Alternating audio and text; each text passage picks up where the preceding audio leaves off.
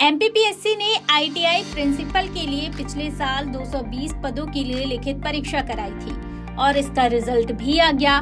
लेकिन हैरानी की बात तो ये है कि अभी तक लिखित परीक्षा में सिलेक्टेड 650 कैंडिडेट के इंटरव्यू ही नहीं हुए हैं। कौशल विकास संचालनालय को कैंडिडेट्स के डॉक्यूमेंट वेरीफाई करके आगे की प्रोसेस करनी है, लेकिन अब तक एमपीपीएससी को इसकी जानकारी ही नहीं भेजी गई।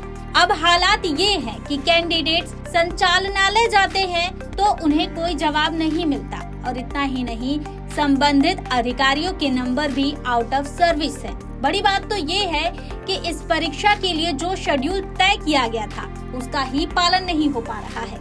आपको बता दें कि आईटीआई प्रिंसिपल, डिप्टी डायरेक्टर और फैक्ट्री इंस्पेक्टर के पदों के लिए परीक्षा का आयोजन पिछले साल सितंबर में हुआ था और इस साल सेलेक्टेड कैंडिडेट्स के इंटरव्यू अप्रैल में आयोजित होना था। पीएससी ने एक्सपीरियंस सर्टिफिकेट की जांच के लिए स्किल डेवलपमेंट डिपार्टमेंट को पत्र भी लिखा था, लेकिन अब तक कुछ नहीं हो सका है।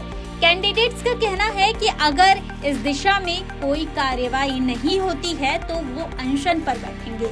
लेकिन सवाल ये है कि बार बार ऐसी गलतियां क्यों हो रही हैं? कभी पेपर लीक होता है तो कभी पेपर होने के बाद इंटरव्यू ही नहीं होता है। अब देखना ये होगा कि इस पर आगे की कार्रवाई क्या होती है। ऐसी ही अपडेट्स के लिए बने रहें हमारे साथ और देखते रहें 10 सूत्र। धन्यवाद।